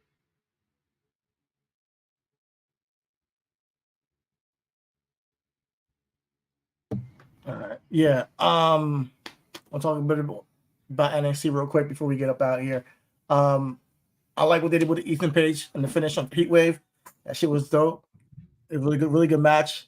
They're saying that was one of the best NXT events since NXT New York TakeOver. Honestly, I went to Cage Side Wrestling, and when that NXT New York where we were at in attendance, TakeOver. Go watch TV. That is the second highest rated NXT of all time. Every match hit, even the tag team match. I'm not a big fan of Chase U, but they showed improve that night. Talked about Saruka and Kalani killed it, and then that fatal 4-way, incredible stuff. Roxanne and Low Vice did their thing as well. But man, that was the first time I watched NXT in a minute where I'm like, I feel like this was a takeover, I do want to. It was a takeover, and to Conrad's point, TNA's giving top stars. NXT sent over Tatum Paxley. Hey man, I sat through motherfucking Rich Swann not being on AEW TV at all for a fucking championship match. So you know what I'm saying? I can't really comment on that. You know what I'm saying? Like, nigga, Kenny Omega was like, I'm the belt collector. And we ain't never saw Rich Swann not one time on motherfucking, you know what I'm saying? So, well, I think that it's good for TNA in the standpoint of your top stars gets recognition. They might get poached by WWE, but they do get recognition. Correct. and you get to get maybe some crossover appeal, and you gotta sign the deal. Like if you say, yeah, we'll take Tatum Paxley, you can't be mad at WWE. Take Tatum Paxley. Now over time, it might grow to a point where I can get they got Clint Dempsey too. I mean, they got not Clint Dempsey. That's Charlie Dempsey. Yeah, Charlie Dempsey. They got Regal's boy. You know what I'm saying? Yeah, and mind you, these are all developmental people. So like it's cool to see the crossover. I think the relationship is just building, and sometimes you got to understand where you are in your leverage as a company to act for something. You're not going to get a Trick Williams right now, although it'll be great. You're not. You're going to get a Tam Patsy who needs some work. Go over there and fight, Jordan Grace. Go get a Charlie Dempsey. They have no bargaining chip, other than like, yeah, our guys get to be on TV now, and well, they're on TV, but you know what I mean? Like on WWE TV is a different kind of like exposure. And so Joe Hendry, all that stuff, it's great. It's great for WWE. I think over time it can grow to where we're now seeing more blend, where maybe they do have somebody like their top stars or champions go over to TNA. But more than anything, I've been saying this for a long time now. This is what, to be quiet as kept, Elite, AEW should be doing this. They should be gearing towards working with WWE. This was what I was hoping for, not this competition that's not really a real competition between AEW and WWE. This is a way where you can get a real forbidden door to grow through WWE, AEW, Impact, and have a really good business. Because I think that without Vince in control, anything's on the table. With Endeavor being in front of in control of the company, anything's possible. I think this is now an avenue we can see that they're willing to work with other companies. Just the fact that Joe Hendry was the closing shot for Heatwave, I thought that was a big deal, man. I thought that was huge. Like in the old days, we would never see that. Then they put him on the ad for NXT, and I was like, this is odd. A person who's contracted for another company is closing out your show, and it was very telling for me. So if they can do that, they can do it with AEW. And yeah, he's saying that they don't trust WWE, and I see it. There's reasons why they don't trust WWE. Over time, though, anything can be repaired. Relationships can be mended. You get into a closed room with the higher ups, and you say, "Listen, let's talk it out." I don't know if they cried about the Domino's cutter spot. I think is also just like not smart. You know what I'm saying? On AEW's part. It was super ignorant. They didn't do all what work. I still don't even know how to pronounce Stephanie Vacure's name. What work did they do? No. They didn't do any work. They hired the talent, and Stephanie Vacure like, yeah, this is going to be my reel to show WWE what I could do with one of their top talents in the past. That was a smart move by Stephanie Vacure. I know a lot of people are giving her shit, but ask Chris about going to a job. And then when you want to quit, say, I'm getting the fuck out of here. I'm doing this. I got something else going on.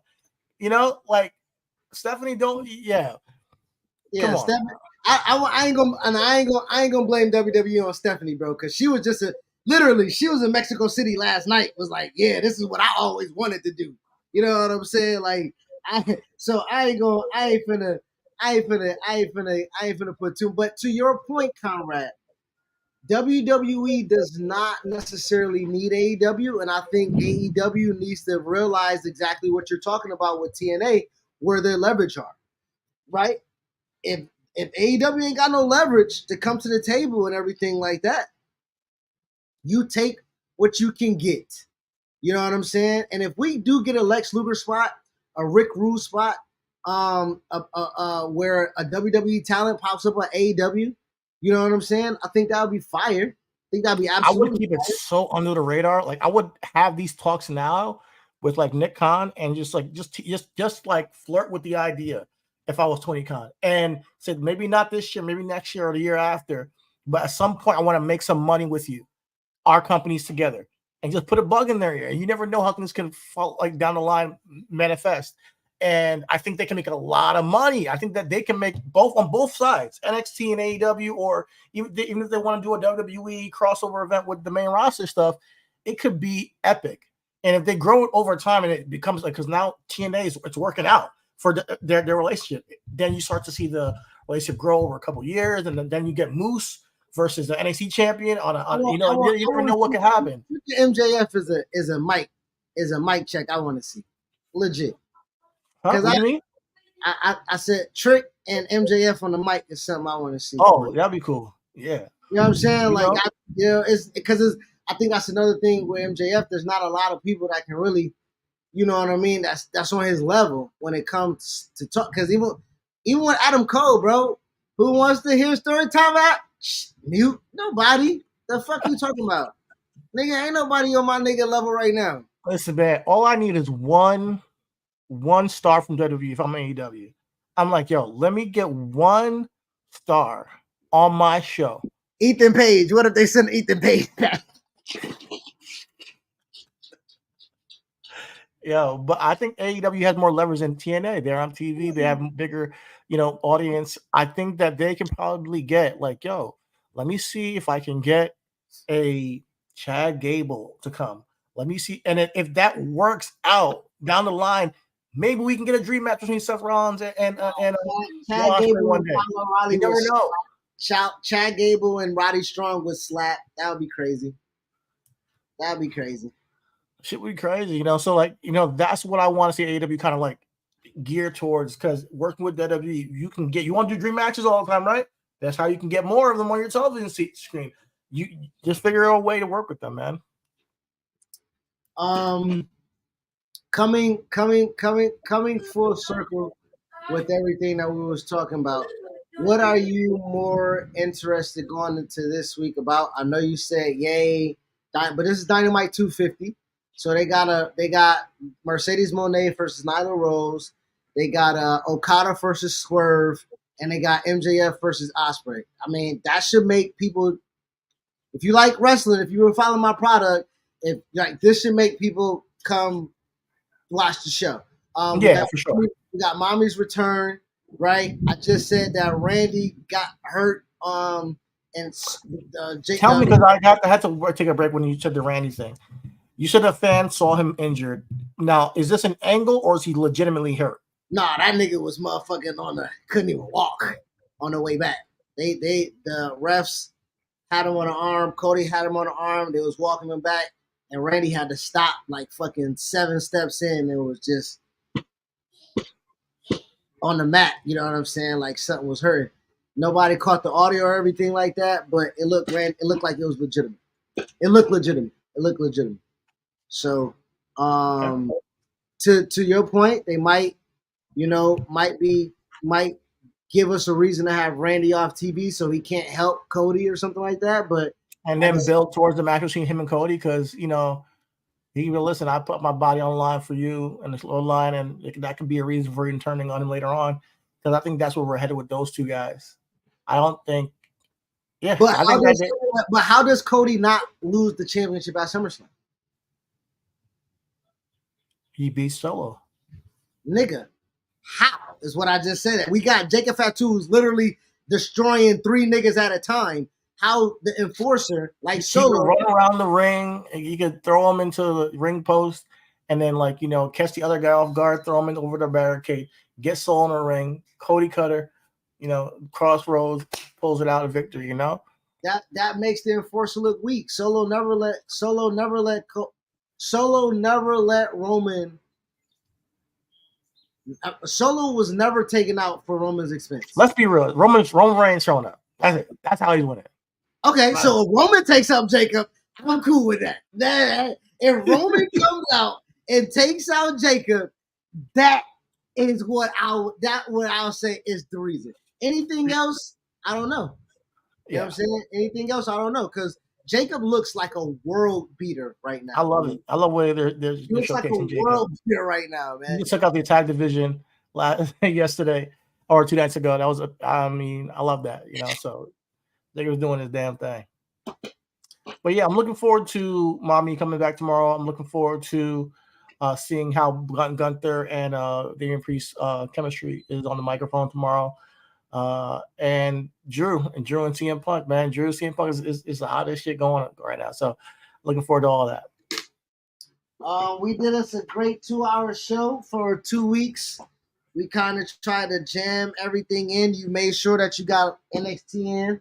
I made sure that I talked a little bit. Oh no! Oh my god! I thought I dropped my fucking Shout ball out head. to Red Velvet on ROH. See. Shout out to Queen Amanada too. You know what I'm saying? She gets Athena at Death Before Dishonor. I believe that's the pay-per-view that they got. I don't know, man. Does Red Velvet turn on fucking Queen Amanada? You know what I'm saying? I don't know. Nah. I don't want them turning on each other. They look too good together, man. They look good. They look good. Too good. I like them together, man. I'm just mad I gotta freaking search to find my Red Velvet fix on ROH. Nah, they're doing their thing. I like them, man. Also, damn, what else I wanted to say? Oh, one time for MLW. My first wrestling experience ever, my first wrestling job, my first interest into the business. They had a show in St. Pete. I did not go. I ain't watch, but I saw that they got some things going on down there. Kenta, Bobby Fish, Matt Riddle, Sammy Callahan. So I'll be good to check out that show.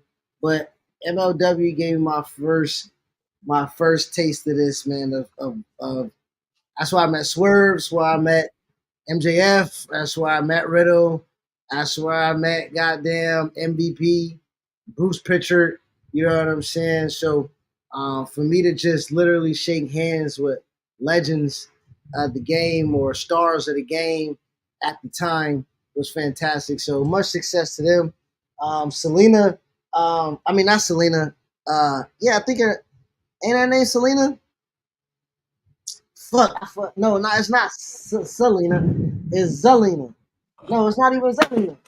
Selena De La Renta? Yeah, you know what I was trying to get to. She got an angle with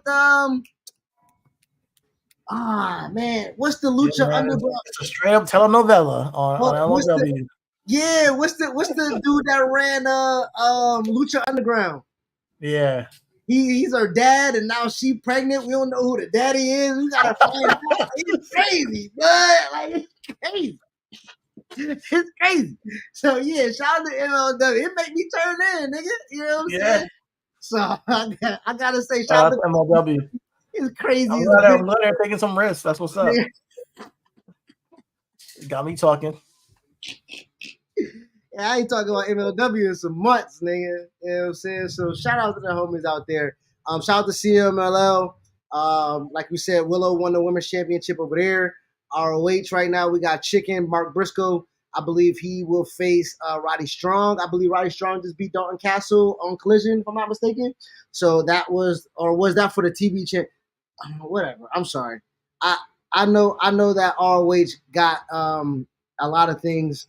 The tag division right now with Matt Taven and Mike Bennett. You know what I'm saying? I don't know why the Undisputed Kingdom is what it is right now, but another guy I need to come to Wardlow. I've been caring for a lot of white people on this show, but Wardlow, man, bring your ass to WWE, brother. You know what I'm saying? I think you got a good Wardlow and Braun Breaker. I want to see how quick that match goes. You know what I'm saying? Wardlow and Obafemi. I want to see that. Ooh. That'd be crazy. Ooh. Hand me the pen. Shit. Well, you got Triple H. No, but if they work together, that's a reality that we can get. Like if they work together, we can get something like that once in a blue. I'm just saying. All right, we counting down on 2 hours strong. We don't want to go past 2 hours. We got 50 seconds before we get out of here. Is there anything that you want to plug? You want to say? You want to say before we move on for the day?